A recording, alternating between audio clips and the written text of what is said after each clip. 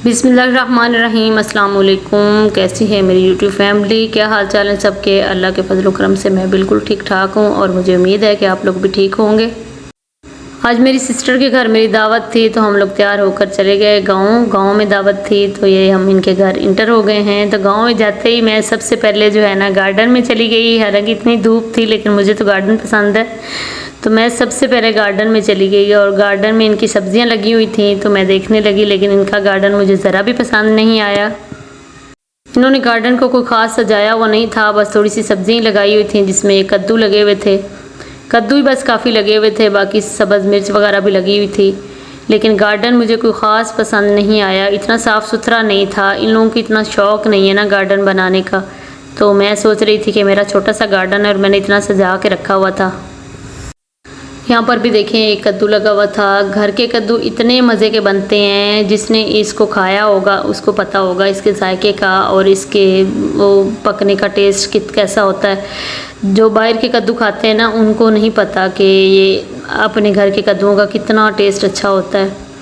यहाँ पर सब्ज़ मिर्च भी लगी हुई थी लेकिन ये बहुत ही कम लगी थी, इसके अंदर काफ़ी घास फूस उगी हुई थी। ये गार्डन इतना साफ़ नहीं था, मुझे ज़रा भी पसंद नहीं आया। लेकिन मुझे इतना शौक़ है गार्डन देखने का कि मैं इतनी धूप में भी पहले गार्डन की तरफ गई हूँ। यहाँ पर हम बैठे, थोड़ी देर पानी शानी पिया और सांस ली। इसके बाद जो है मुझे किचन में बुला लिया गया कि आप चिकन को मसाला लगा लें, क्योंकि मुझे ख़ानदान का जो मास्टर शेफ़ कहा जाता है तो इसलिए जो है मैं चिकन को मसाला लगाने लगी। मसाले की ज़्यादा मैंने रेसिपी दी नहीं है क्योंकि यहाँ पूरी उतनी चीज़ें नहीं मिली थी जितनी मुझे चाहिए थी चिकन रोस्ट करने के लिए।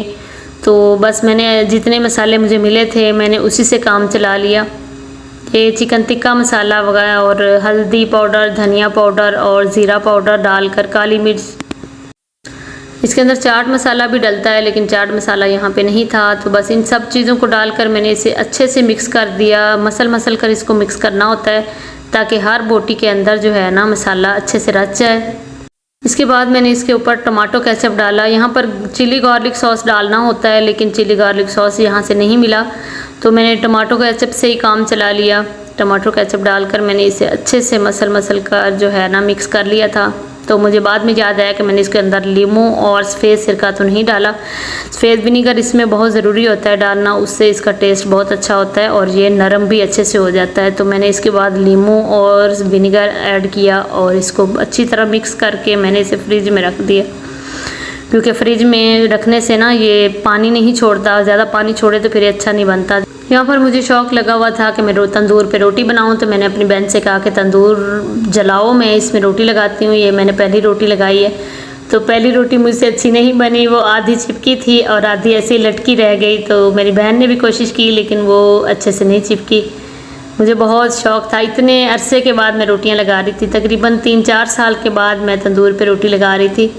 तो मेरे तो हाथ इतने जलते थे कि मुझसे रोटी पहली जो है ख़राब हो गई थी। तो ये देखें गद्दी के ऊपर भी लगाई थी लेकिन फिर भी मुझसे सही से नहीं लगी। और मेरी बहन तो हाथ से भी रोटियां इतनी अच्छी लगा रही थी क्योंकि उससे प्रैक्टिस हुई है तो वो बहुत अच्छी रोटियां बना लेती है। और इसके बाद मैंने दूसरी जो रोटी बनाई तो फिर बहुत ही अच्छी रोटी बनी।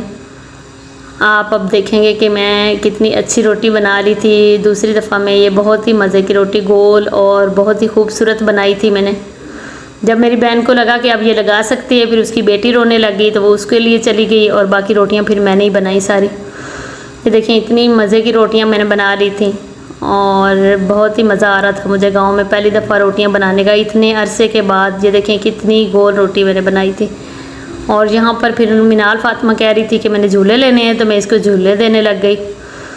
यहाँ ऐसे ही उन्होंने रस्सी बांधकर ऊपर चौकी रखी हुई है, बैठने वाली पीढ़ी जिसे हम कहते हैं, तो उसके ऊपर ही बच्चे झूले लेते हैं। तो मिनाल फातिमा को इतना शौक़ चढ़ा हुआ था, जितना देर हम वहाँ रहे हैं ये लोग वहाँ झूले लेते रहे हैं, फ़िज़ा और मिनाल। तो झूले लेने के बाद यहाँ पे फिर हम किचन में आ गए। इतनी गर्मी थी, कुछ भी मज़ा नहीं आ रहा था। वैसे जहाँ गाँव में हम जाते हैं तो बहुत ही मज़ा आता है लेकिन आज मुझे इतना मज़ा नहीं आया कि इतनी ज़्यादा गर्मी थी। उस दिन बहुत ज़्यादा गर्मी थी, खुली जगहों पे गर्मी कुछ ज़्यादा ही लगती है।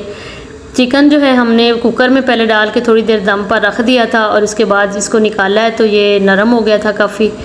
और थोड़ा सा पानी खुश्क होने के बाद मैंने इससे 2 से 3 चम्मच देसी घी डाला और इसको फ्राई करना शुरू कर दिया। इसको बहुत ही आहिस्ता आहिस्ता मैं हिला रही थी क्योंकि ये काफ़ी नरम हो गया था।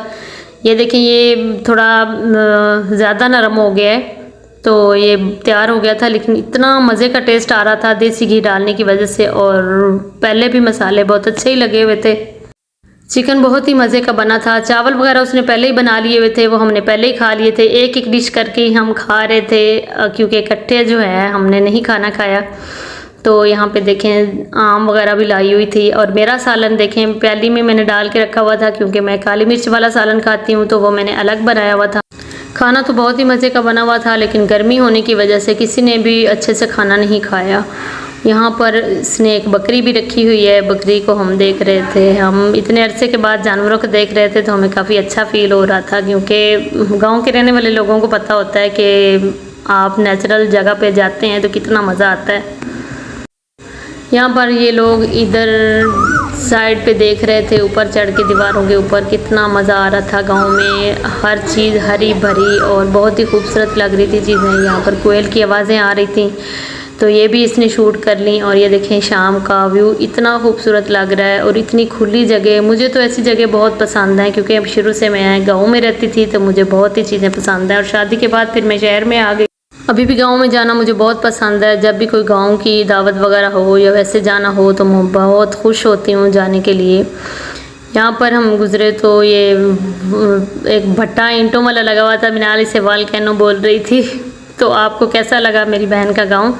वीडियो अच्छी लगी हो तो लाइक करें, शेयर करें और चैनल को सब्सक्राइब करें ताकि मेरी आने वाली सब वीडियो आप तक सबसे पहले पहुँचे।